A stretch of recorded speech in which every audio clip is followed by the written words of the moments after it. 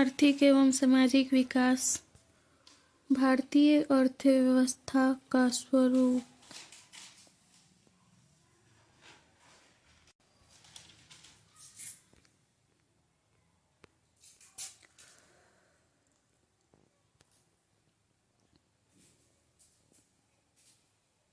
अंग्रेजों से पूर्व भारतीय अर्थव्यवस्था की प्रकृति ग्रामीण तथा अविकसित थी। गांव एक पृथक इकाई थी तथा व्यवसाय वंशानुगत था। यहाँ का प्रमुख व्यवसाय कृषि था, लेकिन उद्योग के क्षेत्र में भी यह उन्नत था। भारत द्वारा उत्पादित रेशमी व सूती वस्त्र विश्व में उत्तम क्वालिटी के माने जाते थे।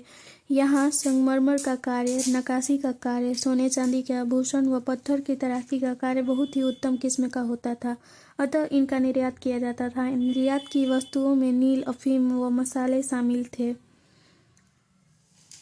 इस प्रकार 17वीं व 18वीं शताब्दियों तक भारतीय अर्थव्यवस्था अपने परंपरागत स्वरूप में गतिमान रही। अंग्रेजों ने भारत पर न केवल राज किया बल्कि इसको एक उपनिवेश बना दिया। उपनिवेश का अर्थ है कि इस देश को किसी प्रकार का राजनीतिक स्वतंत्रता प्राप्त नहीं थी तथा इसकी आर्थिक गतिविधियों पर उनका सीधा नियंत्रण था। भारत पर 1757 से 1858 ईस्वी तक ईस्ट इंडिया कंपनी ने तथा इसके बाद 1858 से 1947 तक ब्रिटिश सरकार ने शासन किया। स्वतंत्रता प्राप्ति के पश्चात भारतीय अर्थव्यवस्था पिछड़ी, अल्पविकसित, गतिहीन व सुस्त अर्थव्यवस्था थी। किसी भी देश का विकास उस देश के कृषि उद्योग पर आधारित होता है। कृषि के लिए शक्ति, साख, परिवहन आदि चाहिए तो उद्योग के लिए मशीनरी, विपणन सुविधा, परिवहन, संदेश वाहन आदि। यदि कोई देश तेजी से विकास करना चाहता है तो उसे इस आधारभूत ढांचे में निम्नलिखित क्षेत्रों पर विशेष ध्यान देना होगा। पहला, शक्ति। इसमें कोयला, तेल, ईंधन, सौर ऊर्जा, वायु इत्यादि शामिल है। दूसरा, परिवहन। इसमें रेल, सड़कें, पोत व वायु परिवहन आदि शामिल है। तीसरा, संदेश वाहन, डाक, तार, टेलीफोन, रेडियो, बेतार कतार आदि शामिल है। चौथा, बैंक, वित्त व बीमा। पांचवा, विज्ञान व तकनीकी। छठा, कुछ सामाजिक मत जैसे शिक्षा, स्वास्थ्य आदि आते हैं को बढ़ाना पड़ेगा। स्वतंत्रता के समय उपरोक्त सभी आधारभूत ढांचे की कमी थी। स्वतंत्रता के समय भारतीय अर्थव्यवस्था ब्रिटेन की एक कॉलोनी का रूप ले चुकी थी। कृषि उत्पादन में कमी थी, किसान गरीब थे, कृषि उत्पादकता विश्व में सबसे कम थी, संगठित उद्योग थोड़े थे लेकिन बड़े शहरों में केंद्रित थे, भारी एवं आधारभूत उद्योग नहीं थे। यद्यपि भारतीय अर्थव्यवस्था का एक पहलू उसके अल्प विकसित स्वरूप का बोध कराता है, किंतु नियोजन काल की अवधि में भारतीय अर्थव्यवस्था के स्वरूप में कुछ मूलभूत परिवर्तन हुए हैं, जिनके आधार पर भारतीय अर्थव्यवस्था को विकासोन्मुख कहा जा सकता है। स्वतंत्रता प्राप्ति के पश्चात भारत में आर्थिक नियोजन के विकास का आधार बनाया गया है। सभी योजनाओं का प्रमुख एवं मौलिक उद्देश्य देश में समन्वित एवं संतुलित विकास को प्रोत्साहित कराना रहा है। नियोजन काल में कृषि, उद्योग, व्यापार सभी क्षेत्रों में विकास के लिए अनेक कार्यक्रम चलाए गए तथा भारत की गरीबी एवं बेरोजगारी की समस्या का समाधान कराने का प्रयास किया गया। नियोजन काल में भारतीय अर्थव्यवस्था का संस्थागत ढांचा पर्याप्त रूप से विकसित हुआ। बढ़ता सार्वजनिक विकास, व्यय, बैंक एवं बीमा कंपनियों का राष्ट्रीयकरण, ग्रामीण विद्युतीकरण, सड़क व रेल परिवहन का विकास, कृषि का मशीनरीकरण एवं हरित क्रांति, औद्योगिक विस्तार, बढ़ती शिक्षा एवं स्वास्थ्य सुविधाएं आदि अनेक विकासोन्मुख घटक हैं। भारतीय नियोजन अवधि में अर्थव्यवस्था के प्रत्येक क्षेत्र में उत्पादन में पर्याप्त विकास हुआ है। नियोजन काल में कृषि उत्पादन बढ़ रहा है, आधारभूत उद्योगों की स्थापना हुई है। लोहा इस्पात, भारी इंजीनियरिंग, रसायन, उर्वरक आदि सभी उद्योगों का नियोजन काल तीव्र विकास हुआ है, जिससे भारत का आयात कम हुआ है और विदेशी निर्भरता में कमी आई है। भारतीय नियोजन के मौलिक उद्देश्यों में समाजवादी अर्थव्यवस्था की एक झलक मिलती है। समाज में व्याप्त आर्थिक विषमता एवं शोषण को समाप्त करने के लिए नियोजन काल में अनेक कदम उठाए गए हैं, जैसे कि जमींदारी उन्मूलन, भूमि पर कृषि को अधिकार दिलाना, बंधुआ प्रथा समाप्त करना, सार्वजनिक क्षेत्र के उपक्रमों का विस्तार करना, बैंकों का राष्ट्रीयकरण करना, सहकारी आंदोलन का विकास, समन्वित ग्रामीण विकास कार्यक्रम लागू करना तथा किसानों को ऋणी मुक्त घोषणा आदि उपयुक्त विकासोन्मुख तथ्यों के आधार पर कहा जा सकता है कि भारत यद्यपि अपनी विकसित अवस्था तक नहीं पहुंच पाया है,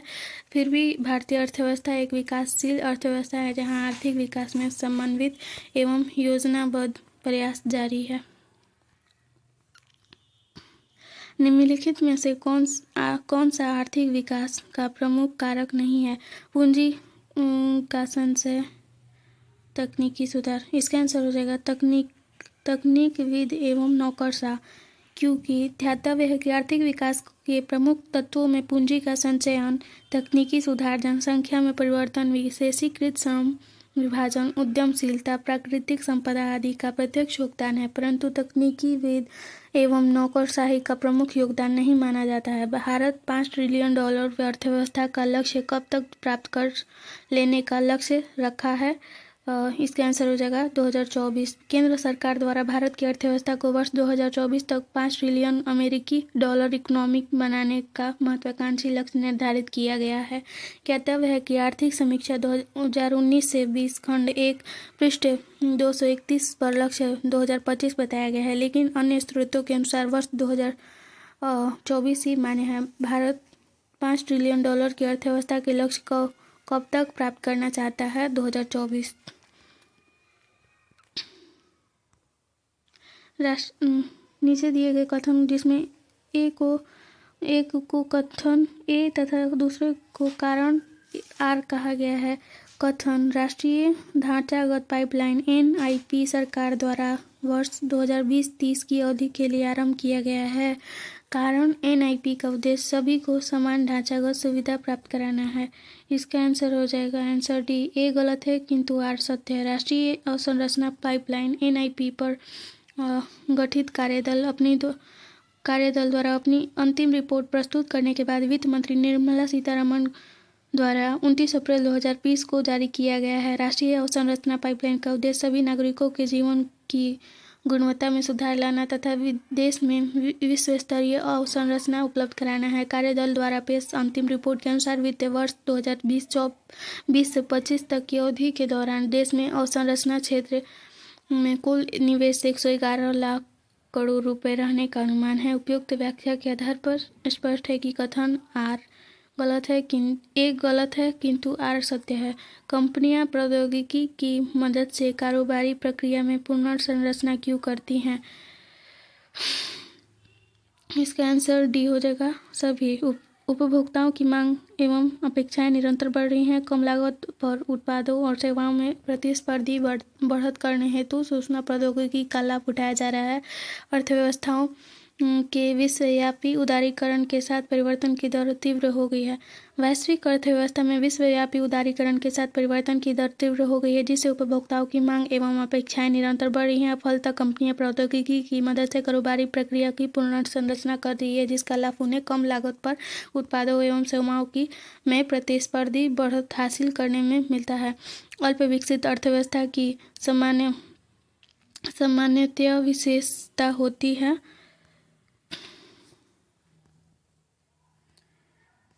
एक तथा दो इसका आंसर हो जाएगा प्रति व्यक्ति निम्न आय तथा पूंजी निर्माण की निम्न दर। अल्प विकसित शब्द सामान्यतः उन अर्थव्यवस्थाओं के संबंध में प्रयुक्त होता है जहां उस देश के लोगों का रहन सहन का स्तर काफ़ी निम्न होता है, क्योंकि वहां पर उत्पादकता का स्तर कम एवं जनसंख्या स्तर अधिक होने से प्रति व्यक्ति आय का स्तर निम्न पाया जाता है। अल्प विकसित अर्थव्यवस्था की निम्नलिखित विशेषताएं हैं। निम्न प्रति व्यक्ति आय, निम्न जीवन स्तर, जनसंख्या वृद्धि की ऊंची दर, बेरोजगारी एवं अल्प बेरोजगारी का ऊंचा स्तर, कृषि क्षेत्र का आधिपत्य, पूंजी निर्माण की निम्न दर, आय की विषमता आदि। निम्नलिखित में से कौन सा विशेषता भारतीय अर्थव्यवस्था को विकासशील श्रेणी में दर्शाती है? इसका आंसर हो जाएगा डी 1, 2, 3। कृषि का मुख्य व्यवसाय, प्रच्छन्न बेरोजगारी, मानव पूंजी की निम्न गुणवत्ता। कारण व्याख्या इसका। भारतीय अर्थव्यवस्था को विकासशील अर्थव्यवस्था या मिश्रित अर्थव्यवस्था भी कहा जाता है। भारतीय अर्थव्यवस्था के निम्न लक्षण हैं: कृषि प्रधान अर्थव्यवस्था, पूंजी निर्माण की निम्न दर, अत्यधिक जनसंख्या एवं जनसंख्या वृद्धि, बेरोजगारी, निम्न प्रति व्यक्ति आय, औद्योगिकी पिछड़ापन, तकनीकी पिछड़ापन, मिश्रित अर्थव्यवस्था, आयात पर निर्भरता तथा निरक्षरता। भारतीय अर्थव्यवस्था वर्णित की जा सकती है: एक पिछड़ी एवं गतिहीन अर्थव्यवस्था। इसका आंसर हो जाएगा, भारतीय अर्थव्यवस्था वर्णित की जा सकती है एक विकासशील अर्थव्यवस्था। मिश्रित अर्थव्यवस्था का अर्थ है जहां राष्ट्रीय एक अर्थव्यवस्था में सार्वजनिक क्षेत्र के साथ साथ निजी क्षेत्र में भी विद्यमान हो।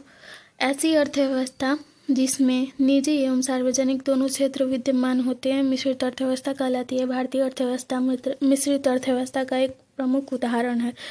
10वां क्वेश्चन, भारतीय अर्थव्यवस्था है एक मिश्रित अर्थव्यवस्था। व्याख्या: भारत एक मिश्रित अर्थव्यवस्था वाला देश है। मिश्रित अर्थव्यवस्था एक ऐसी प्रणाली है जिसमें निजी एवं सार्वजनिक दोनों क्षेत्र का सह अस्तित्व रहता है। समाजवादी अर्थव्यवस्था में आर्थिक शक्तियों का केंद्रीकरण सरकार के हाथ में होता है अतः संसाधनों पर राज्य का स्वामित्व होता है। पूंजीवादी अर्थव्यवस्था में बाजार को नियंत्रित करने में सरकार की कोई खास सक्रिय भूमिका नहीं होती है तथा उत्पादन के साधनों पर निजी स्वामित्व होता है। गांधीवादी समाजवादी अर्थव्यवस्था के उत्पादन में संसाधनों के विकेंद्रीकरण पर आधारित है अतः इस आर्थिक प्रणाली में स्वरोजगार एवं आत्मनिर्भरता पर बल देते हुए कुटीर उद्योगों को बढ़ावा दिया जाता है जिसमें सामाजिक न्याय की स्थापना की जा सके। मिश्रित अर्थव्यवस्था का तात्पर्य है निजी एवं सार्वजनिक दोनों क्षेत्रों की विद्यमानता। निम्नलिखित में से कौन सा भारतीय अर्थव्यवस्था का प्रमुख लक्षण है? मिश्रित अर्थव्यवस्था। भारत में मिश्रित अर्थव्यवस्था का अर्थ है सार्वजनिक तथा निजी क्षेत्र का सह अस्तित्व। भारत में किस तरह की अर्थव्यवस्था है? मिश्रित अर्थव्यवस्था। यह सत्य होगा कि भारत को परिभाषित किया जाए। इसका आंसर होगा बी, एक श्रम आधिक्य वाली अर्थव्यवस्था के रूप में भारत को परिभाषित किया जाए। निम्नलिखित में से क्या सही ढंग से समझता है कि भारत अल्प विकसित अर्थव्यवस्था है? इसका आंसर हो जाएगा ई, इनमें से कोई नहीं। भारतीय अर्थव्यवस्था निम्नलिखित विशेषताएं हैं: प्रति व्यक्ति आय का निम्न स्तर, प्रति व्यक्ति राष्ट्रीय आय में धीमी वृद्धि, जनसंख्या का भारी दबाव, गरीबी का अस्तित्व, कृषि पर निर्भरता, बेरोजगारी की अधिकता, तकनीकी कौशल की कमी, साक्षरता की निम्न दर, रूढ़िवादी परंपरावादी समाज, विकास के लिए योजना बनाना, योजनाओं पर व्यय, राष्ट्रीय आय की धीमी वृद्धि दर की भी भारतीय अर्थव्यवस्था में देखने को मिलती है, परंतु वर्तमान में राष्ट्रीय आय की धीमी वृद्धि दर भारतीय संदर्भ में सही नहीं है। उपरोक्त विशेषताओं के आधार पर कहा जा सकता है कि भारत अल्प विकसित देश है। हालांकि भारत अब विकासशील देश का दर्जा प्राप्त कर चुका है। भारतीय अर्थव्यवस्था की विशेषता है 1, 3, 4। कृषि की प्रधानता, न्यून प्रति व्यक्ति आय और बृहद बेरोजगारी। उद्योग की प्रधानता विकसित अर्थव्यवस्था का विलक्षण है। चूंकि भारत की अर्थव्यवस्था विकासशील है अतः यह भारतीय अर्थव्यवस्था की विशेषता नहीं है, जबकि शेष तीनों लक्षण भारतीय अर्थव्यवस्था है। देश की वृद्धि में निम्न में से कौन सा अनार्थिक तत्व है? सामाजिक व्यवहार। आर्थिक विकास के निर्धारक तत्व। आर्थिक तत्व, अनार्थिक तत्व। आर्थिक तत्व है प्राकृतिक संसाधन, श्रम शक्ति एवं जनसंख्या, पूंजी निर्माण, तकनीकी तथा नवाचार, पूंजी उत्पादन अनुपात, संगठन। अनार्थिक तत्व सामाजिक घटक, धार्मिक घटक, राजनीतिक घटक, अंतर्राष्ट्रीय घटक, वैज्ञानिक घटक। भारत की अर्थव्यवस्था कैसी है? विकासशील। भारतीय अर्थव्यवस्था विकासशील है। विकासशील अर्थव्यवस्था में उत्पादन का ढांचा, उत्पादन के स्वरूप एवं उत्पादित वस्तुओं में परिवर्तन होता है तथा सामाजिक संबंधों में विकास के साथ साथ परिवर्तन होता है। आर्थिक सुधारों के द्वितीय प्रजनन जनरेशन में सरकार द्वारा चिन्हित किए गए का भाग है सी आंसर न्यायिक प्रणाली में सुधार। उपयुक्त विकल्पों में न्यायिक प्रणाली में सुधार को छोड़कर बाकी सभी विकल्प सरकार को द्वारा चिन्हित second generation of economic reform के भाग हैं। अतः विकल्प सी अभिष्ट उत्तर होगा। और सरकार द्वारा चिन्हित किए गए का भाग है तेल के क्षेत्र में सुधार, सार्वजनिक क्षेत्र में सुधार एवं शासकीय एवं सार्वजनिक संस्थाओं के सुधार।